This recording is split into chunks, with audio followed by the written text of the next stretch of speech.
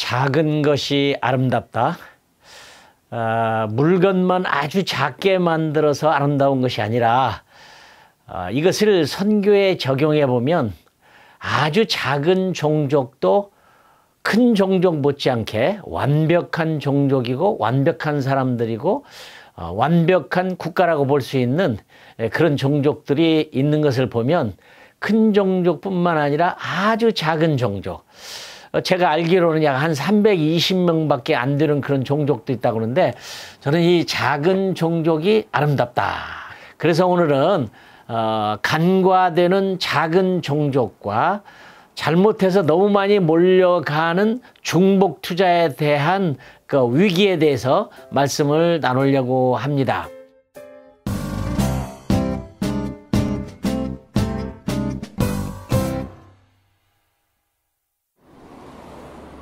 아마 많은 우리 선교사님들은 많은 종족에 가서 복음을 전해서 큰 부흥을 기대하는 것이 모두의 꿈이라고 생각을 합니다.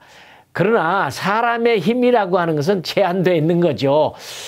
죄송하지만 한 동네도 복음화 못 시키고 떠날 수도 있고, 저와 함께 사역했던 선교사님 가운데에는 20대에 아프리카에 와서 80이 돼서 아프리카를 떠났지만 단 한 명의 사람도 개종을 못 시키고 떠난 선교사님도 있습니다. 그러니까 이 사람이 사람을 사귀면서 그 사람들의 문화를 적응하면서 복음을 전한다는 건 쉽지 않은 일인데, 이 땅에 한 24,000개의 종족이 있었는데 한 12,000개 종족은 복음을 들었고 나머지가 복음을 듣지 못했다. 물론 우리가 미전도 종족을 구분할 때 일반적으로 10,000명 이하는 일단 숫자에 집어넣지 않습니다.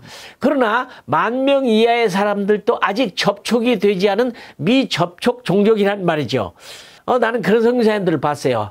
그렇게 얼마 되지 않는 선교사들을 위해서 두 가정이 들어가서 평생 언어를 배우고 문화를 배우고 그 다음에 성경을 번역하고 그들에게 복음을 전하려고 하는 그들의 아름다운 모습, 산술적으로 생각하면 이 너무하다. 겨우 그 숫자냐. 그러나 위대합니다. 아름답습니다. 저는 적은 것이 아름답다는 말을 선교에도 적용하고 싶습니다.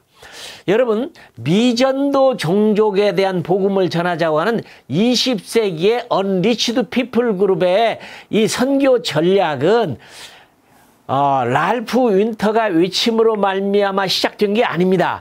이미 성경의 사도 바울도 내가 남의 터 위에 건축하지 아니하리라. 참 멋진 말입니다. 그러니까 벌써 사도 바울도 이미 그의 선교 전략 가운데는 미전도 종족, 아직 복음을 듣지 못한 사람들, 선교사를 필요로 하는 사람들, 이런 사람들에 대한 전략이 있었다는 거죠. 맞습니다. 내가 복음을 예루살렘에서 시작해서 일루리곤까지 편만하게 전했으므로 더 이상 복음이 전할 것이 없으므로 나는 서바나로 가노라. 당시에는 사도 바울에게 있어서는 스페인은 굉장한 미전도 종족이었죠. 미전도 종족인 한국 땅에 찾아왔기 때문에 우리가 복음을 받아들이고 이런 귀한 나라가 좋은 것처럼 적은 숫자일수록 간과하면 안 된다는 것이죠. 또 한 가지 위험스러운 것은 죄송하지만 선교사들의 무덤이라고 불리우는 나라들이 상당히 있습니다. 너무 선교사가 많기 때문에. 물론 복음화가 안 돼서 그러기도 하지만 그런 중에 일본 나라 가던 데를 선교사의 무덤이라. 중국의 한 도시에 가니까 놀랍게도 한 도시에 있는 한국 선교사님들이 300가족이 넘어요. 아직도 복음을 듣지 못하고 선교사가 없는 종족들이, 미전도 종족들이 숫자적으로도 많이 있음에도 불구하고 안 간단 말이죠. 이런 것을 가리켜서 중복 투자라. 그래서 한때 선교 전략으로서 전략가들은 매핑이라는 말을 했습니다. 이 선교사들을 다 흩어가지고 되도록이면 복음을 듣지 못한 지역에 가도록 만들자. 그것이 나온 것이 1040 윈도우입니다. 위도 40도와 10도 사이에 보니까 가장 복음화가 덜 된 나라들과 종족들이 많으니까 그 지역을 중점적으로 하자.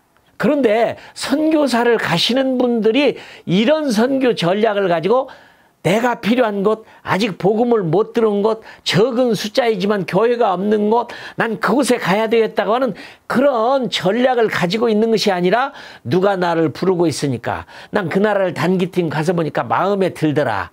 내가 좋아하는 곳이니까 그것을 가겠다. 사실 그런 것이 아니죠. 응? 분명히 마태복음 24장 14절은 이 천국 복음이 모든 민족에 증언되기 위하여 온 세상에 전파되리니 그제야 끝이 온다면 복음을 못 듣는 사람들에 대한 관심을 가지고 선교사가 전략적으로 가는 것은 당연한 선교 전략이지 않겠습니까? 그럼에도 불구하고 놀랍게 얼마 전까지만 해도 95%의 선교사들이 이미 복음이 전파된 지역에 중복 투자를 하고 있다고 하는 그런 통계가 나왔다고 하는 것은 우리의 마음을 굉장히 아프게 합니다. 이미 복음이 들어간 지역을 우리가 통상적 선교 지역이라고 말합니다.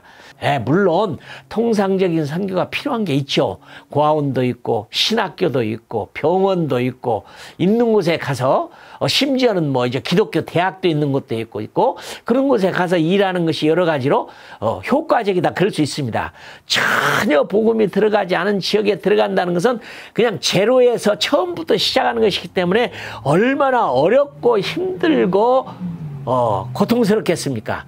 그렇지만은 선교라고 하는 것은 사도 바울이 이미 말한 대로 남의 터 위에 내가 교회를 건축하지 않겠다고 하는 이미 사도 바울의 선교 전략, 내가 일루리곤까지 복음을 편만하게 전해서 더 필요한 지역을 찾아가겠다고 하는 것은 선교 전략에서 가장 기본적임에도 불구하고 교회나 단체나 선교사가 이런 것을 무시하고 중복 투자하는 위험성을 무릅쓰고 무리하게 하는 일들을 생각하면 가슴이 무척 아픈데, 선교하시는 여러분들 깊이 이런 문제를 간과되는 소수 부족과 그 다음에 많은 선교사가 중복되는 중복 투자에 대한 그 문제점을 우리가 아주 심각하게 깊이 전략으로 받아들여야 할 거라고 생각을 합니다.